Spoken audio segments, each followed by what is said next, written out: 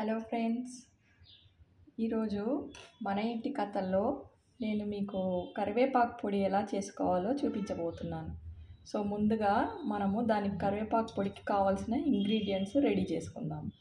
So నేను ముందుగా ఏం తీసుకున్నానంటే 1/4 కప్పు శనగపప్పు, 1/4 కప్పు మినప్పప్పు, 20 ఎండుమిరపకాయలు, 2 కప్పుల డ్రైడ్ కరివేపాకు.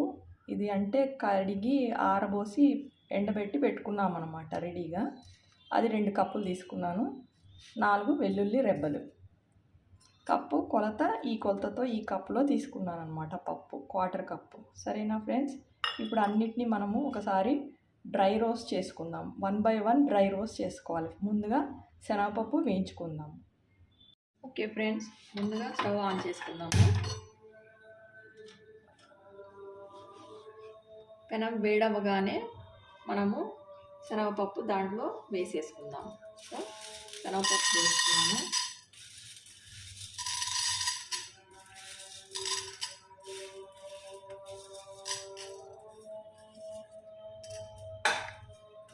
శనగపప్పు లైట్ బ్రౌన్, గోల్డెన్ బ్రౌన్ వచ్చే వరకు వేయించుకుందాం. చూసారు కదా ఫ్రెండ్స్, లైట్ గోల్డెన్ బ్రౌన్ వచ్చేసింది. తీసేసి మనము పక్కన పెట్టేసుకుందాం. లేకపోతే ఎక్కువ వేయించుతూ ఉంటే మాడిపోతాయి కాబట్టి తీసేసి గిన్నెలో వేసేసుకుందాం.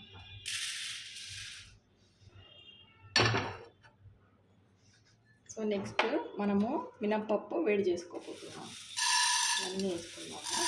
మినప్పప్పు కూడా ఇలాగే బ్రౌన్గా వచ్చేలాగా వేయించి పెట్టుకోవాలి.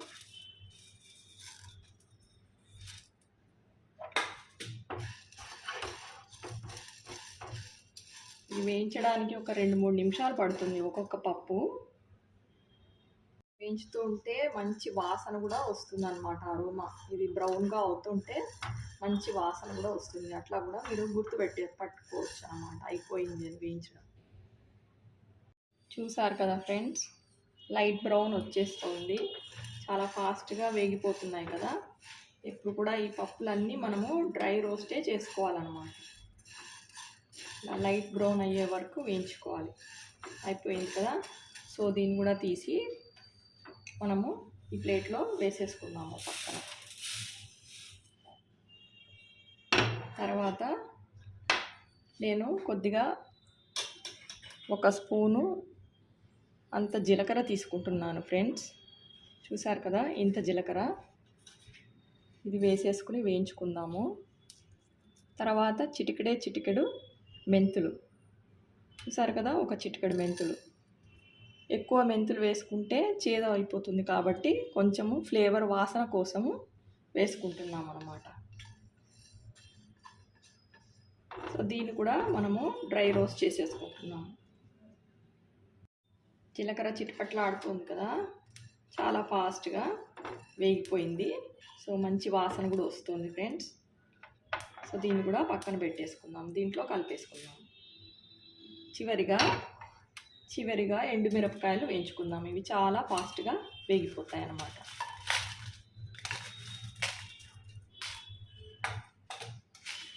ఎంత ఈజీ కదా ఫ్రెండ్స్ చేసుకోవడము.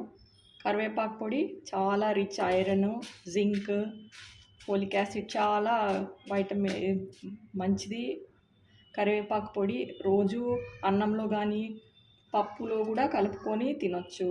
అన్నంలో కరివేపాకు పొడి వేసుకొని మంచి నూనె అంటే నువ్వుల నూనె వేసుకొని తిన్నా కూడా చాలా రుచిగా ఉంటుంది. ఇడ్లీలోకి కూడా పెట్టుకోవచ్చు, దోశల్లోకి చల్లుకోవచ్చు పైన.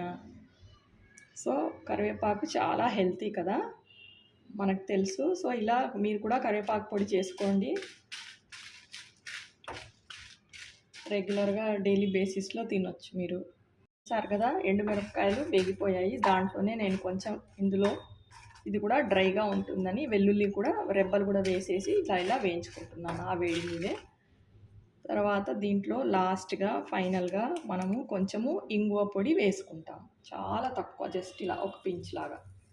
అయితే ఇంకా నేను పొయ్యి కట్టేస్తున్నాను. స్టవ్ ఆఫ్ చేసేసుకోండి. అన్నీ తీసి దీంట్లో ప్లేట్లో పెట్టేసుకుంటున్నాను. సో ఇవన్నీ డ్రై రోస్ట్ చేసుకుని పెట్టుకున్నాను కదా రెడీగా. సో అన్నీ కలిపి మనము గ్రైండ్ చేసేసుకోవడమే ఇంకా ఫైనల్గా గ్రైండ్ చేసుకున్నాక పౌడర్ ఎలా వచ్చిందో నేను మీకు చూపిస్తాను. దీంట్లో మనము తగినంత ఉప్పు వేసుకోవాలి. ఫైనల్గా నేను చివరిగా ఉప్పు చూపిస్తున్నాను ఫ్రెండ్స్. ఇవన్నిటికీ కలిపి ఒక స్పూను అండ్ ఇంకొక తగినంత ఉప్పు వేసుకోండి. కొందరు ఉప్పు ఎక్కువ తింటారు కదా, కొంచెం ఎక్కువ వేసుకోవచ్చు. మేమైతే మోడరేట్గా తింటాము. సో నేను ఈ అంతటికి కలిపి 1.5 స్పూనే వేస్తున్నాను. తక్కువ అయితే మళ్ళీ కలుపుకోవచ్చు కదా మనము. గ్రైండ్ చేసేసుకుందాము. ఇవన్నీ చల్లారగానే గ్రైండ్ చేసేసుకుందాం. చూసారు కదా ఫ్రెండ్స్, కరివేపాకు పొడి రెడీ అయిపోయింది. గ్రైండ్ చేసిన తర్వాత ఇట్లా అయిపోతుంది. ఎంతో రుచిగా ఉంది కరివేపాకు పొడి. దీంట్లో మీరు దోశల్లోకి, ఇడ్లీలోకి ఈ పొడి పెట్టుకొని చక్కగా నూనె కొంచెం పోసుకొని తినొచ్చు అనమాట. చాలా బాగా వచ్చింది కదా, ఎంతో రుచిగా కూడా ఉంది. నేను రుచి చూస్తున్నాను.